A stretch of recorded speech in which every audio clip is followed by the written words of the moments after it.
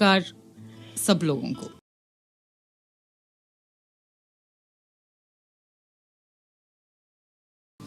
देखिए, ऐसा है कि सब कुछ बताना तो इतना बहुत मुश्किल होता है, बट कुछ ऐसी मेडिसिन्स हैं, मतलब एंटीबायोटिक्स हैं, जिनको एक आम आदमी इजीली पकड़ सकता है कि ये एंटीबायोटिक मिल रही है।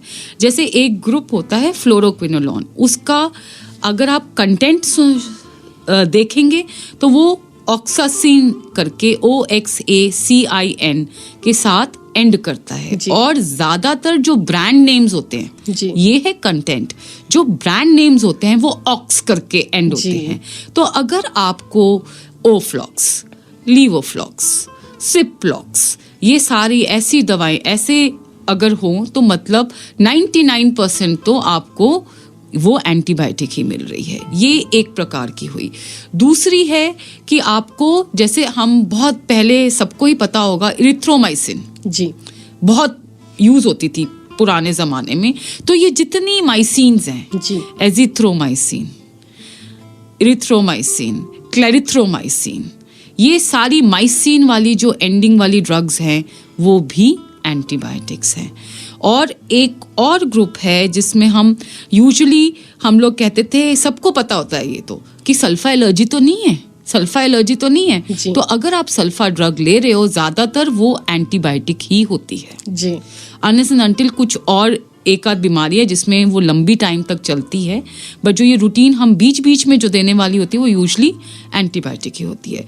चौथी है पेनिसिलिन ग्रुप, एम्पिसिलिन, पेनिसिलिन तो बहुत है, सब कहते हैं पेनिसिलिन के इंजेक्शंस लगे, तो ये सिलिन वाले जो हैं उनका होता है सिन, उनकी एंडिंग होगी तो मतलब वो भी एंटीबायोटिक है। बाकी अगर आप अस्पताल में जाएंगे तो इंजेक्शंस लगेंगे तो आपको पता ही चल जाएगा, डॉक्टर बता ही देगा कि ये एंटीबायोटिक है।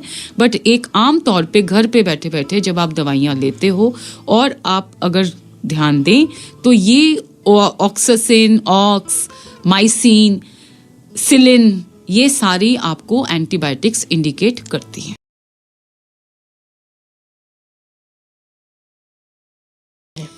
नहीं, ये दुनिया भर की प्रॉब्लम है क्योंकि ह्यूमन मेंटालिटी सारी जगह सेम है, थोड़ी सी ज़्यादा थोड़ी सी कम लेकिन वेस्टर्न कल्चर वेस्टर्न वर्ल्ड थोड़ा सा डिफरेंट है, because that is more systematic.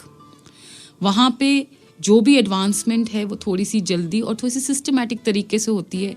वहाँ पे ज़्यादा स्ट्रिंजेंट हैं लॉज। यहाँ पे जैसे हम यहाँ पे जाते हैं इंडिया में, यहाँ पे जिसको थोड़ी सी नॉलेज हो वो सोचता है कि चलो ये दवाई इसके लिए है, हम जाके केमिस्ट से ले लेते हैं कि भाई केमिस्ट तो दिन रात ये ड्रग्स के साथ काम करते हैं, तो उनकी भी नॉलेज वैसी ही है, तो एक ईजिली हमारे को दवाइयाँ मिल जाती हैं। वहाँ बाहर के देशों में आपको जब तक वैलिड प्रिस्क्रिप्शन ना हो तो यूजुअली केमिस्ट को भी एक वो अनुमति नहीं है कि वो आपको ओवर द काउंटर दवाइयाँ दे।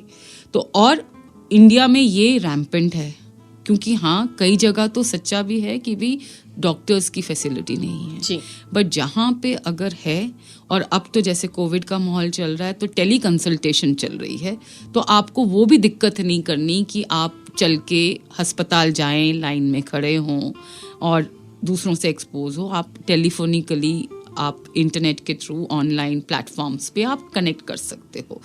तो अगर हमारी तो पहली ये अभी की नहीं, ये हमारे एंसेस्टर्स के टाइम से ये प्रैक्टिस चली आ रही है कि ऐसे दवाइयाँ मिलती हैं। दूसरी प्रॉब्लम जो इंडिया की है वो है हमारी पॉपुलेशन। तो अगर वहाँ पे बाहर के 5% लोग मिसयूज कर रहे हैं, that may amount to 5 lakh, but यहाँ पे 10% मिसयूज कर रहे हैं, दैट अमाउंट्स टू 1 करोड़। तो जितना नंबर क्वांटिटी ज़्यादा, उतना चांसेस ऑफ एंटीबायोटिक रेजिस्टेंस ज़्यादा, उतना spread. It is not only कि आप बन गए एंटीबायोटिक रेजिस्टेंट तो ठीक है, आप बीमार पड़े तो हायर एंटीबायोटिक्स यूज़ करनी पड़ेगी, बट जब आपको इन्फेक्शन होएगी और कभी खुदा ना खास्ता ऐसी इन्फेक्शन हो जैसे खांसी, जिससे आप खांसो तो बैक्टीरिया स्प्रेड हो सके, तो या आप अस्पताल में हो, आपके साथ वाले मरीज को कभी लग सके, तो उस बेचारे को भी एक बैक्टीरिया एंटीबायोटिक रेजिस्टेंट इन्फेक्शन हो जाएगी। तो एक पॉपुलेशन भी है जो इंडिया की इस स्थिति को ज़्यादा गंभीर बनाता है। ये प्रॉब्लम वर्ल्ड वाइड है, बट वो लोग थोड़ा सा स्ट्रिंजेंट हैं, हम थोड़े से लिबरल हैं, और हमारी एक अपनी थिंकिंग है, हम we have been brought up like that, and एक हमारी population. So this problem is there in India much more as compare to Western countries.